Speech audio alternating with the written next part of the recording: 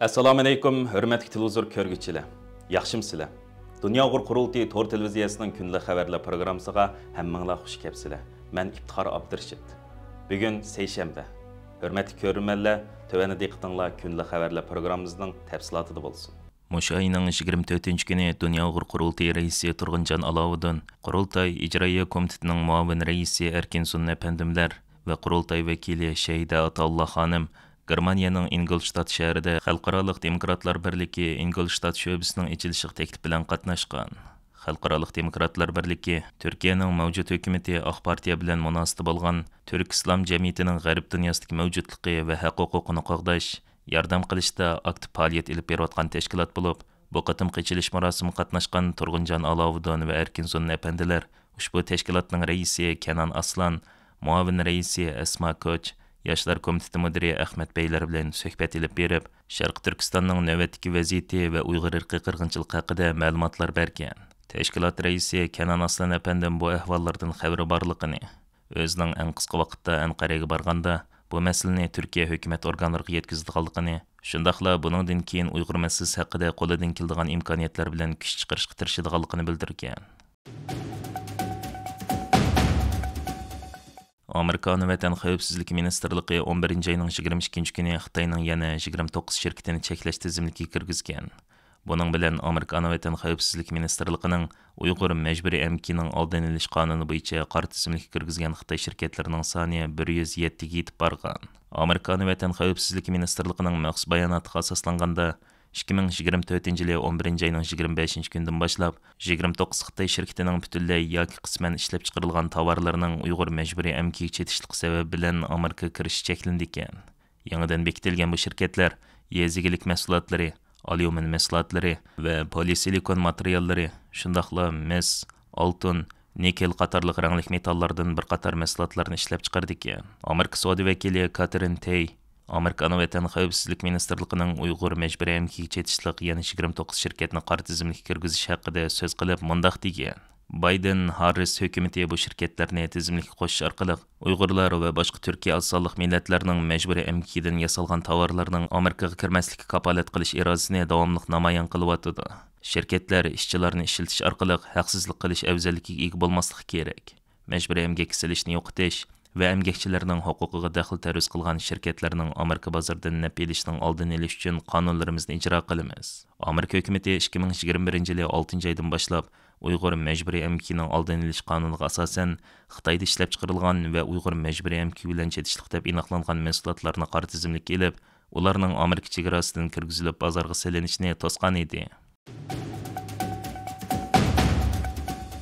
Angliyadagi Miros Ipak yo'li ansambli san'atkorlarining g'ayrati bilan Yevropadagi bir qism shaharlarda Uyg'ur madaniyat san'atini tanitishni maqsad qilgan 6 shahar projekti faoliyati rasmiy boshlangan. Bu faoliyat 22 noyabr tunji qatim Shvetsiyaning Stockholm shahrida san'at nomerlarini ko'rsatgan. Shvetsiya Uyg'ur birligining raisi Baxtnur Abdurim xonimning bildirishicha, faoliyat muqaddimasida Shvet tadqiqotchilaridan Patrick Helson apandi Uyg'ur madaniyat meroslari degan temada nutq so'zlab, so'zni Sharq Turkistonning xaritasidan boshlagan va Uyg'urlarga oid rasm, qo'lyozma, kitoblarni ko'rsatib, Uyg'ur madaniyatini qo'g'dab qilishning zarurligini ta'kidlagan. Londondan kelgan tadqiqotchi Rachel Harris bu haqda o'z qarashlarini ifoda qilib o'tgan. Dunyo Uyg'ur qurultiyi London ishxonasining mudiri va Angliyadagi Miros Ipak yo'li ansamblining qurg'uvchilaridan Rayma xonimning bildirishicha, ular Stockholmdagi faoliyatini o'ngishli oxirlashtirgandan keyin Norvegiya poytaxti Osloga kelib, 24 noyabr kuni Osloda Uyg'ur madaniyat kechiligi o'tkazgan. Bizning bu 6 shahar projekt 6 shaharda san'at orqali shu yerdagi o'zimizning aktivlar bilan qaytadan yuz ko'rishish, fikr almashtirish, san'at to'g'riliq bo'libmi? Bundan keyin shu turayotgan shaharlarda, shu davlatlarda Uyg'ur san'atini tanitish va saqlab qolish bo'libmi kelgusi avlodlarga bu san'atning muhimligini ta'sir ko'rsatish, shuni asos mazmun qilgan bir projekt bu. Bu qitimqi safarimiz Shvetsiya bilan Norvegiya, ya'ni Stockholm bilan Osloda bo'ldi. Jamoat bilan yaxshi suhbatlarni o'tkazdik. Asosliq o'zimizningki maqsadimizga yetdik deb o'ylayman. Eng asosliq bu har bir shaharga berib qo'ygan o'yinlarimiz, ya'ni workshoplarimiz, bular faqatlam tunji qitimliq bir ta'sir ko'rsatish va tonishish, buningdan keyingi da'vo ishlarida bo'lsin, san'at ishlarida bo'lsin, qanday qilib bir texnik yaxshi hamkorlashib, jonlantirib har yerdagi bo'layotgan faoliyatlarni degandek mushu maqsadda nima qilgan mening nazarimda bizningki bu ikki shahardagi san'at programmalarimiz nihoyatda yaxshi bo'ldi.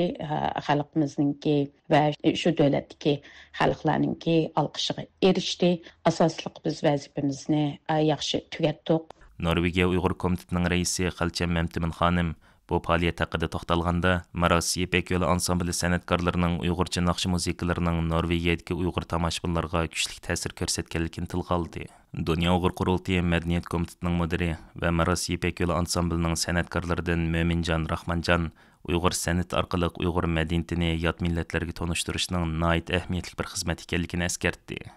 Bu qitimliq Uyg'ur madaniyatini tanishtirish nihoyat yaxshi bir faoliyat bo'ldi, chunki boshqa millat, boshqa davlat, Uyg'ur bo'lmagan bir insonlarning mush Uyg'ur madaniyatini, Uyg'ur musiqasini chilib boshqa davlatlarda tanishtirishi nihoyat unumli bir taqtish va tanishtirish bo'ldi deb o'ylayman.